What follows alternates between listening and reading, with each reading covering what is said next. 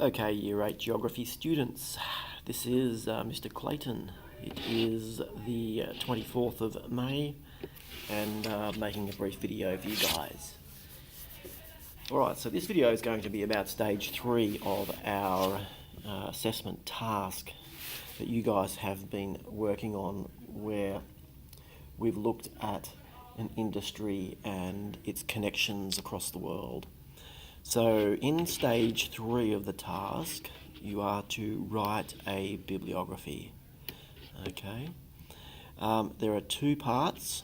Okay. The first part is actually writing the bibliography, and the second part is the annotated bibliography. So we're going to take a look at these. Alright, so as I've been saying during our periods in class, I want you to be keeping track of the websites and the sources that you're using as part of the task. Hopefully you've been recording them down, and now it's time to put it into a bibliography. Okay. Now it says here that I'm going to provide you with a scaffold. I'm not going to do that actually. Instead, I've made this video and I'm going to insert a clip from another video that details exactly how to complete a bibliography.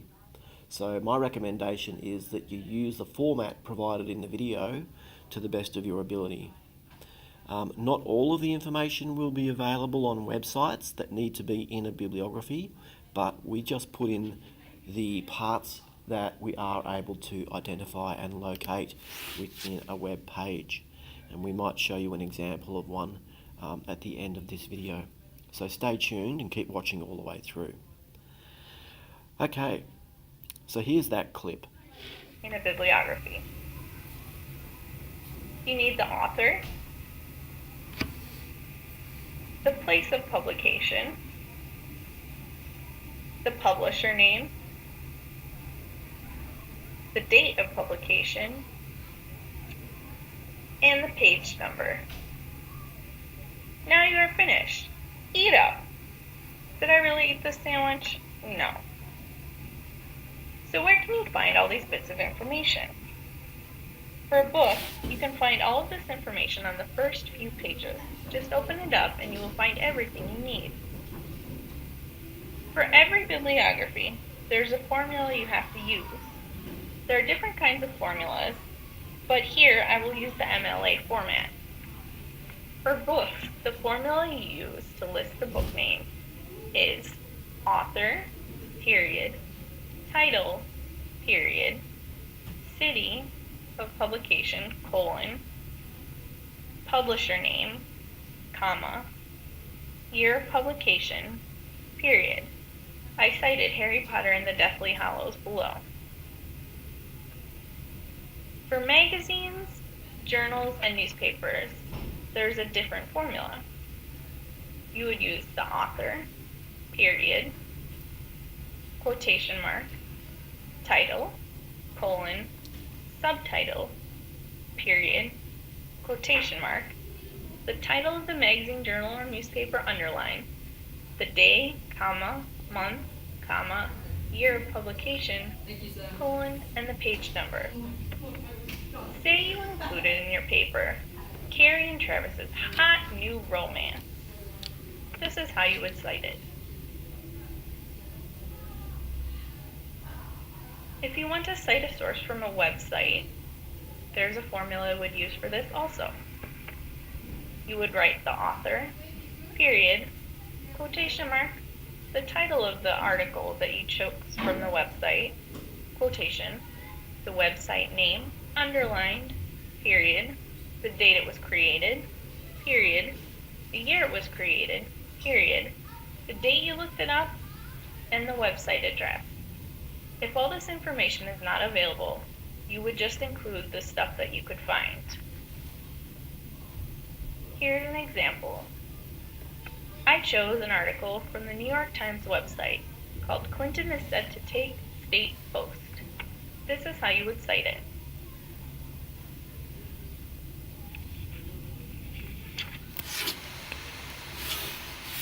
Okay, so you can see there that all of your bibliography types have a structure. Now, the most common one that you will come across is going to be websites. Okay, so I will use that as an example when I do my annotated bibliography. So this is the second part. So you need to provide an annotated bibliography, and you need to do 2 of your sources with this. I'm going to demonstrate one, but you guys will need to do 2. Okay. Now, when we provide the information, what we want to do is we want to make comments on the usefulness, how useful the article was, or the book was, or the magazine was, or the website was. We also want to make comment on bias. What evidence did we see of bias within the source? And if you don't know what bias is, take a look at this. So this is from the dictionary. Okay, spelt B-I-A-S and pronounced bias. And this is what it means: the inclination or prejudice for or against one person or group. Okay, especially in a way considered to be unfair. So when one group of people or one ethnic minority is treated differently to others, we consider this to be a bias, if you like. Okay, this can be indicated to us through the way we use language. All right, so bias becomes a little bit obvious. Sometimes we can look at an organisation and straight away get some idea as to how biased their writing might be. Okay. This is the type of meaning we are after when we think of being biased. Okay, anything that's prejudice or for or against one person or group. Okay, so being critical. So that's what we mean by bias. Okay, we're also looking to identify reliability. Obscure websites, blogs, people's opinions tend to be less reliable than a government website or a newspaper. Okay, so they tend to be more reliable. We're after the reliable ones. So we're checking to make sure that we've got good information. That's ultimately what we're trying to do. Okay, I'll scroll down the page here. Okay, so this is where we need to do our work. Surely you can't be serious. I am serious, and don't call me Shirley. We've got you need to correctly reference each of our sources. For 2 of the sources, we've got to fill in the tables below. Okay, so we need to source the source citation. Okay, so that means we need the name of the organisation that produced the material. Now, I've got this website here, and you can see here we've got the Independent. Okay, that's the name of the paper. This is a newspaper article. Here's our title: How Tony's Chocolonely chocolate brand plans to end slavery. Okay, you also see that we've got the author's name. We've got author's name here as well. We've got the date, when the article was written. We've even got the time here. Okay, so let's take a look at that. So we put in here the Independent. So you just simply type it in or write it in. It's a newspaper article. Now, was the source useful? Well, we have to have read the article to know whether it was useful to us. And you can see down here that this is an article about a company, Tony's Chocolonely, who are dedicated to equity, okay, and improving the lives of others and also wages. So having read the article, okay, we've got to think about how this was useful or how it was not useful. All right. So we'll just type in here some information. Okay, was the source useful? Okay, so I found the source useful as a case study on how we can improve equity and access to funds to improve the quality of life for people living in developing countries. Because it did. The article told me about that. Okay. It also provided quotes from an interview of a person deeply involved in the issue. So it tells us that I've actually talked to somebody who really is being impacted by the levels of pay in some of these poorer countries. Okay. The website also provided much information on how other countries can improve their trade and social justice on a national scale. Alright? So these are the things I found useful in the source. Alright, the next one is, was this source a reliable source? Well, okay, well firstly, so to find that out, how reliable is this independent newspaper? How are we going to find that out? What are we looking for? Firstly, we look at the URL. We can see that it's a company in the United Kingdom. So it's not somewhere in Laos, where they may not have much of an issue about this topic, but this is from the United Kingdom, who tend to provide reasonably accurate newspaper articles. You can see that the person is also, who wrote this article, her name was Jessica Brown. Now you could by all means find out who she is by clicking her name. You'll see other articles she wrote. That way you get a sense of how professional she is. She's probably on Twitter. You might look her up and see what she's been posting. We have good quality photos. You'd also check to see if the links work. So you can see down in the bottom corner down here, look there, and you can see there that we've got a company. This is obviously a United Kingdom company. Okay.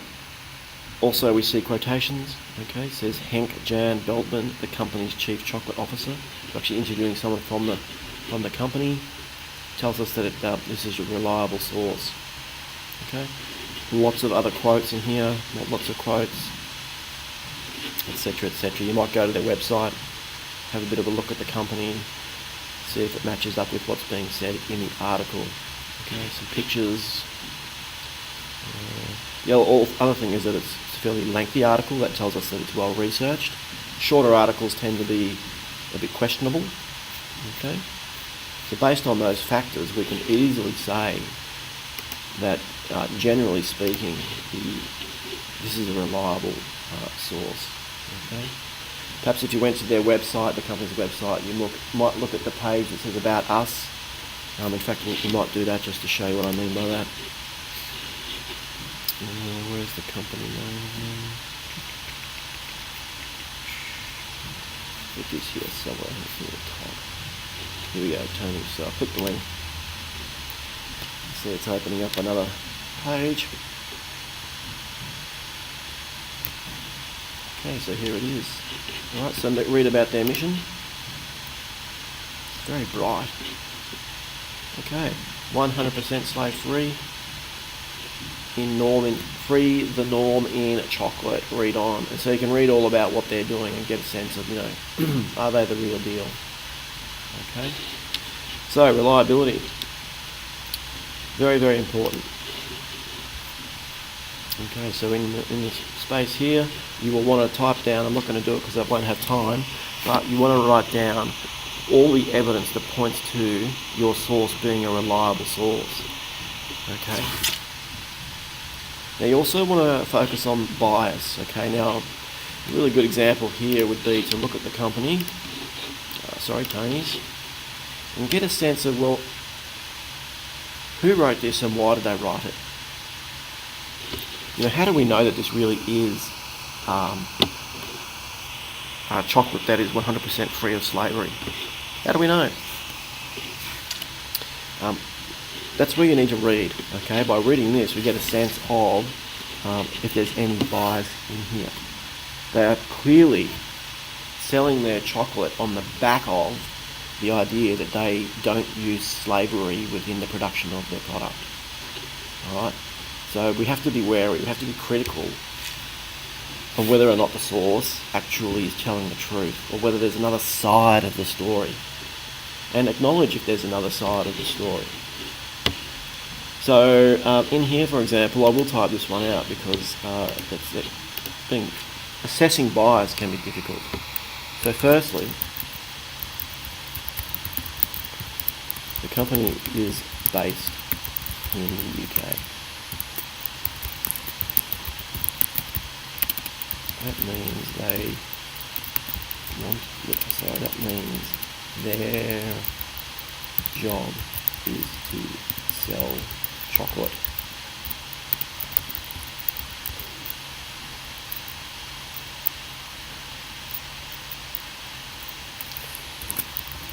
They will want to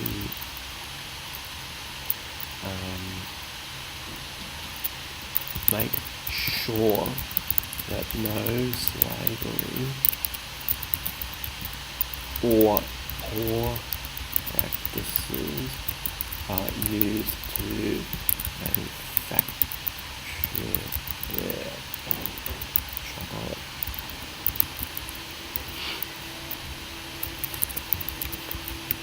Newspaper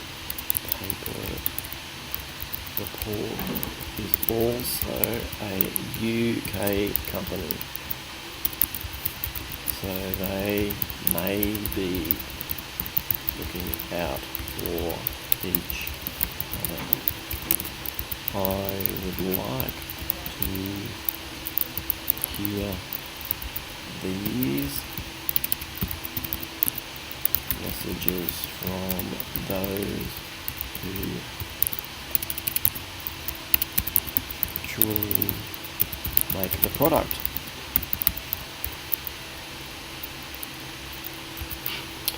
One way you can find out if there's bias is to take the company, okay, which is Tony's. I'm just going to highlight that and copy it, put that in there, and then put review. So you want to have something, chocolate review, and just see if anyone's saying anything negative about it. So here we go.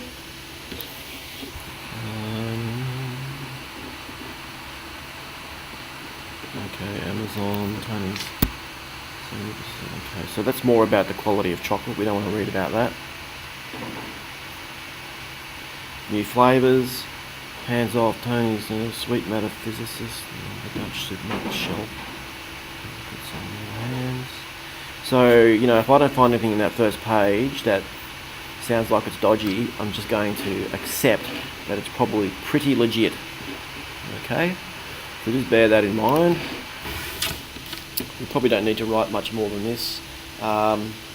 Look, all companies are biased. It's a matter of working out what their perspective is and then documenting down how it is or is not biased. So let's now take a look at how we structure our bibliography. Using our example here, okay, we're going to complete one part of our bibliography, one source. Okay. Now these should be in the order in which they appear in your work. So think about whatever's on your title page, that goes at the beginning of your bibliography, and whatever's towards the end of the project appears at the end of the bibliography. Okay, so looking at our video here, here's our website, and we need to put it down in this order. So I'm going to do that now. So the first thing I need is the author. So I'll go back to the article, And here is the lady's name. It's Jessica Brown. Okay, so what we can do is we can go back here and we'll put down, do her last name first, comma, and we only need to put the J followed by a full stop. Okay, that's the author taken care of. What's next on our list? The title. So we've got to put inverted commas and put the title in. Now I'm going to have to look at this a few times. But how Tony's chocolate brand plans to end slavery. That's the title. Okay, so space, inverted commas, how Chocolonely, I think it was Chocolonely's. Oh, Tony's. How Tony's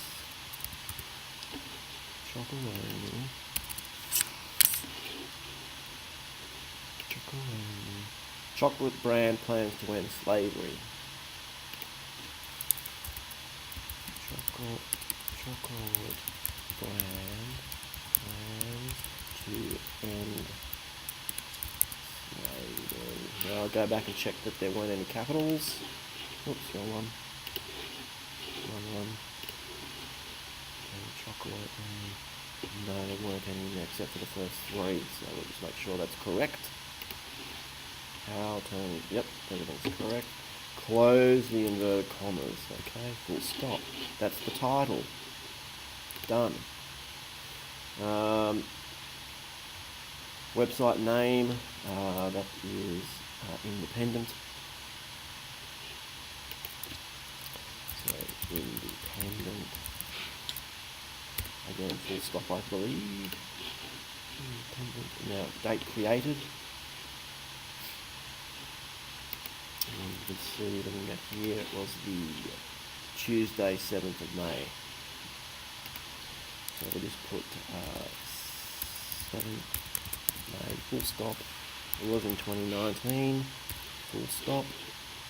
So you'll notice here, okay, date created, full stop, year created, full stop, date you looked it up, which is today's date. So that is today's date. So I like to put date accessed. I put the semicolon and then today's date, which is the 24th May 2019. Full stop. And the last thing we're putting in there is the website address. That's pretty simple. So just take the URL up here. Okay. Copy that. Come back over to your document. Hit that enter and paste, and there it is. Okay. And that is how we correctly structure our bibliography. So remember the order. It was the name of the author, the name of the article, the organisation name, the paper name in this case.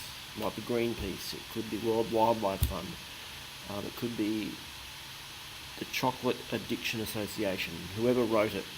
Put the date you accessed, and so forth, and then the URL goes last. Now I would also put the URL up here. Okay, I've already done that, but just be aware that that's correctly how we do our bibliography and our annotated bibliography. Thanks for listening. Please subscribe, give it a like, and by all means I'd love to see a comment down below as to how you found this video useful or not useful. Thanks guys. Geo out.